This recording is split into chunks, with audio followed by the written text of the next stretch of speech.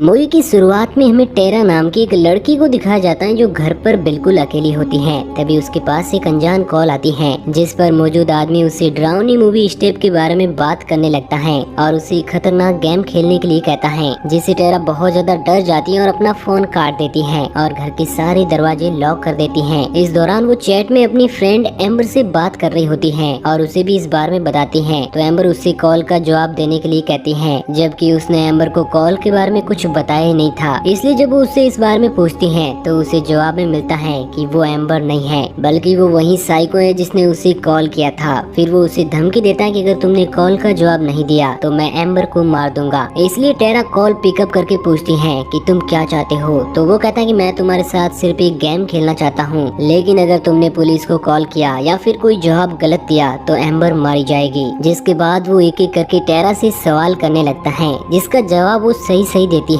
लेकिन एक जवाब उसका गलत हो जाता है क्योंकि वो और कॉन्फिडेंट हो जाती है। इसलिए किलर एम्बर को मारने की धमकी देता है, जिससे टेरा एम्बर को बचाने के लिए घर से निकलने की कोशिश करती है। तब किलर मौके का फायदा उठाकर उस पर अटैक कर देता है, लेकिन टेरा किसी तरह से दरवाजा वापस से बंद कर देती है। तभी उसके घर का सारा सिक्योरिटी सिस्टम हैक हो जाता है, जिस वजह से वो दरवाजे को बंद नहीं कर पाती और किलर अंदर आकर उस पर बहुत ही बुरी तरह से अटैक कर देता है। हालांकि टेरा उसका सामना करने की कोशिश करती है, लेकिन किलर उसे बहुत ही बेरहमी से घायल कर देता है। नेक्स्ट सीन में हमें कैलिफोर्निया का सीन दिखाया जाता है, जहाँ पर टेरा का फ्रेंड वेस उसकी सिस्टर सैम को कॉल करके टेरा के बारे में बताता है। साथ ही ये भी बताता है कि उसकी जान बच गई और उसकी सर्जरी की गई है। ये सब सुनकर सैम तुरंत ही वहाँ से निकलने का फैसला करती है। इसलिए सैम का बॉयफ्रेंड रिची भी उसके साथ आता है। जब वो दोनों हॉस्पिटल पहुँचते हैं तो टेरा के फ्रेंड्स वहाँ पर पहले से ही मौजूद होते हैं और टेरा को भी होश आ गया होता है। फिर हम विंस नाम के एक लड़के को देखते हैं जो 1 साल पहले टेरा और लिव के साथ काम किया करता था, और क्योंकि वो अब भी लिव को पसंद किया करता था इसलिए वो उससे अपने साथ चलने के लिए कहता है। लेकिन लिव का बॉयफ्रेंड चैड इस बात से बहुत ज्यादा गुस्सा हो जाता है और उन दोनों में बहस हो जाती है। फिर जब विंस बार से बाहर आता है तो उस पर भी एक घोस्ट मास्क वाला आदमी अटैक करके उसे बहुत ही बेरहमी से मार देता है।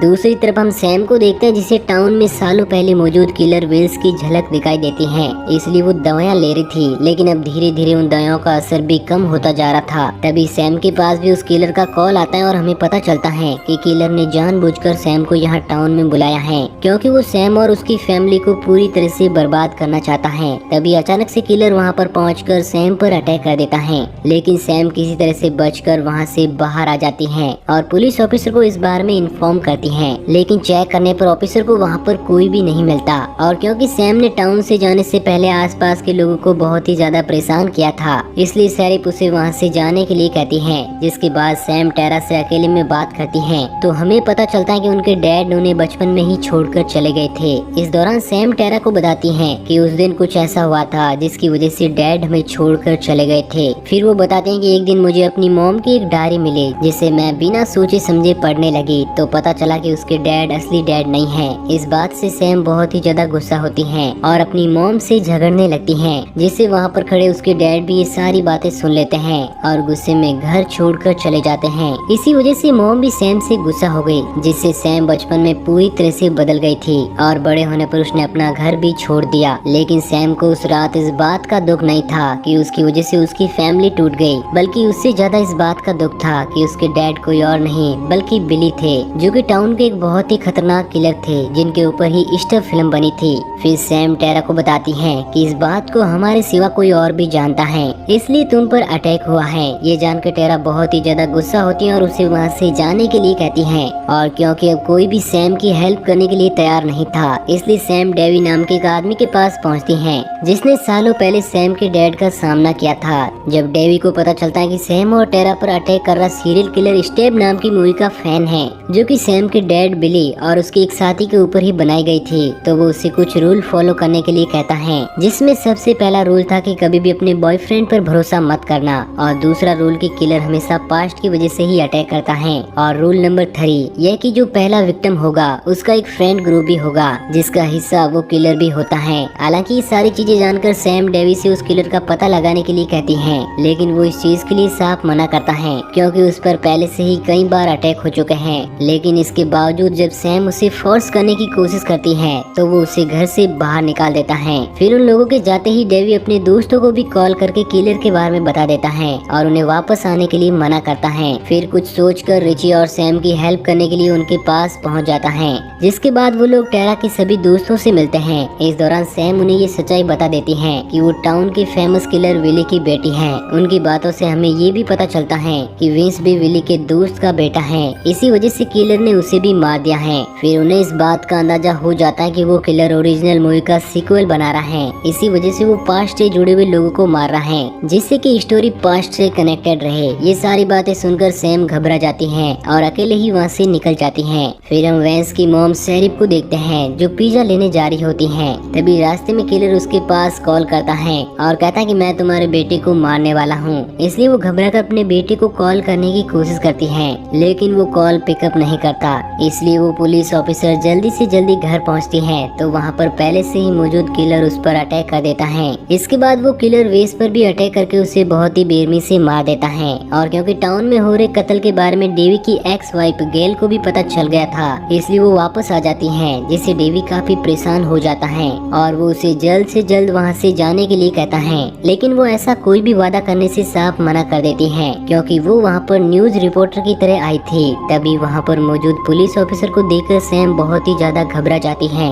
क्योंकि वो ऑफिसर टेरा को अकेला ही छोड़कर आ गया था। इसलिए सैम और डेवी हॉस्पिटल के लिए निकल पड़ते हैं। दूसरी तरफ हम टेरा को देखते हैं, जिसे रूम के बाहर किसी के होने का एहसास होता है, इसलिए वो दर्द होने के बावजूद व्हील चेयर की हेल्प से चेक करने के लिए बाहर जाती है। तभी हॉस्पिटल की लाइट चली जाती है, जिसके बाद रिसेप्शन पर पहुंचने पर उसे एक पुलिस ऑफिसर की डेड बॉडी बहुत ही बुरी हालत में दिखाई देती है, जिससे टेरा बहुत ही ज्यादा डर जाती है। तभी वहाँ पर रिची पहुँच जाता है, जिस पर अचानक से किलर अटैक करके उसे बेहोश कर देता है। लेकिन इससे पहले कि वो टेरा को किसी भी तरह का नुकसान पहुँचा पाता, वो वहाँ पर रखी हुई एक दराज किलर पर गिराकर वहाँ से निकलने की कोशिश करती है। हालांकि किलर उस तक पहुँच जाता है, लेकिन उसके टेरा को नुकसान पहुँचाने से पहले ही वहाँ पर डेवी के साथ सैम पहुँच जाती है, जो कि किलर का सामना करने लगते हैं। हालांकि किलर डेवी पर भारी पड़ रहा होता है, लेकिन डेवी उसे गन से शूट करके घायल कर देता है। तभी उसे याद आता है कि मुझे उस किलर के सर पर गोली मारनी चाहिए, इसलिए वो बाकी लोगों को वापस भेजकर किलर के पास पहुँचता है। लेकिन इससे पहले कि वो किलर को मार पाता,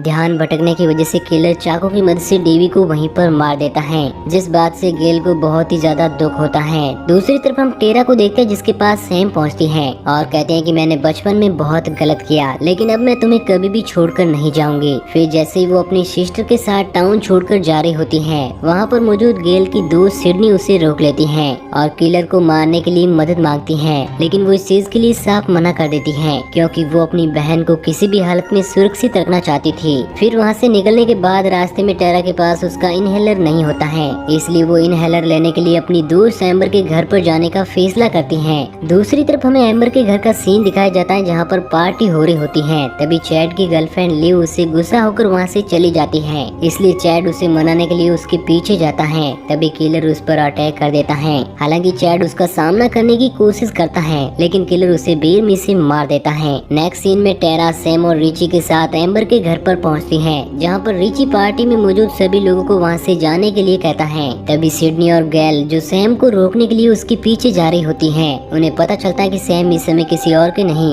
बल्कि स्टू के घर में है, जहाँ पर बिली और स्टू ने मिलकर सभी लोगों को मारा था। इसलिए सिडनी सैम को कॉल करके इस बारे में बताती है। तभी अंदर टीवी देख रही मिंडी पर किलर अटैक कर देता है, जिससे मिंडी की चीख सुनकर सैम उसके पास पहुँचती है और किलर पर एक लैंप से अटैक कर देती है, जिससे वो वहाँ से भाग जाता है। तभी वहाँ पर एम्बर के साथ साथ बाकी लोग भी आ जाते हैं, जो एक दूसरे पर किलर होने का इल्जाम लगाने लगते हैं। तभी एम्बर गन निकालकर लिव को शूट कर देती है, जिससे पता चलता है कि वो खुद ही किलर हैं। हालांकि वो बाकी लोगों पर भी हमला करने की कोशिश करती है, लेकिन वो लोग अपनी जान बचाकर इधर उधर भाग जाते हैं। इस दौरान रिची को लगता है कि वहाँ पर एक नहीं बल्कि दो कातिल हैं। उसकी ये बात सुनकर सैम को रिची पर शक होने लगता है, तो वो कहता है कि मुझे तो लगता है कि दूसरा किलर कोई और नहीं बल्कि टेरा ही है, क्योंकि वही हम दोनों को यहाँ पर लेकर आई है। लेकिन सैम इस बात पर बिल्कुल भी यकीन नहीं करती। तभी वहाँ पर सिडनी और गैल भी पहुँच जाते हैं, जिनके पास पहले तो एम्बर पहुंचकर नाटक करने की कोशिश करती है, लेकिन जब गैल उसे पहचान जाती है तो वो उसे शूट करके घर के अंदर चली जाती है।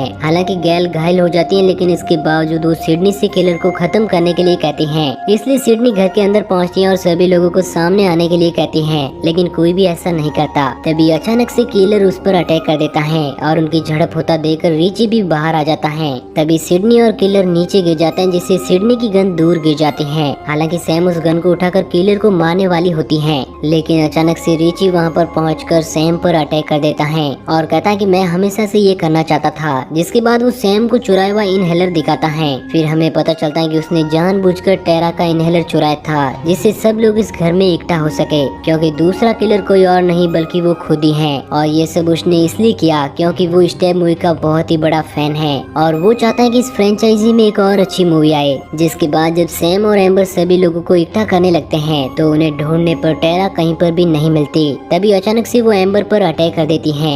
इसी मौके का फायदा उठाकर सैम भी रिची से गन छीनने की कोशिश करती है और उन दोनों में भी झड़प होने लगती है। फिर सैम उसे जमीन पर गिराकर तुरंत ही टेरा की तरफ भागती है। दूसरी तरफ एम्बर टेरा को घायल करके किचन में पहुंचती है तो सिडनी और गैल मिलकर उसकी आंखों में सैनिटाइजर डाल देते हैं, लेकिन इसके बावजूद वो उन दोनों पर काफी भारी पड़ती है और गैल का गला दबाकर उसे मारने की कोशिश करने लगती है, लेकिन गैल उसे गन से शूट करके गैस स्टोव पर गिरा देती है। इधर रिची भी खून के धब्बों को फॉलो करते हुए सैम के पास पहुंचता है, पर वो उस पर अटैक करके वहाँ से भागने लगती है, जिससे वो दोनों ही सीढ़ियों से नीचे गिर जाते हैं। तभी सैम को अपने फादर की झलक दिखाई देती है, जो कि उसे इशारा करके रिची को मारने के लिए कहते हैं। फिर सैम वहाँ पर पड़े एक चाकू की हेल्प से रिची को बहुत ही बेरहमी से मार देती है। तभी वहाँ पर गैल और सिडनी भी पहुँच जाता है, जिनकी गन लेकर सैम रिची के सर पर शूट कर देती है, जिससे वो वापस से जिंदा ना हो सके। तभी आधी जली हुई एम्बर चाकू लेकर उन सभी पर हमला करने की कोशिश करती है, लेकिन टेरा उसके सर पर शूट करके उसे भी मार देती है। फिर हम देखते हैं कि मिंडी और चैड की भी जान बच गई है,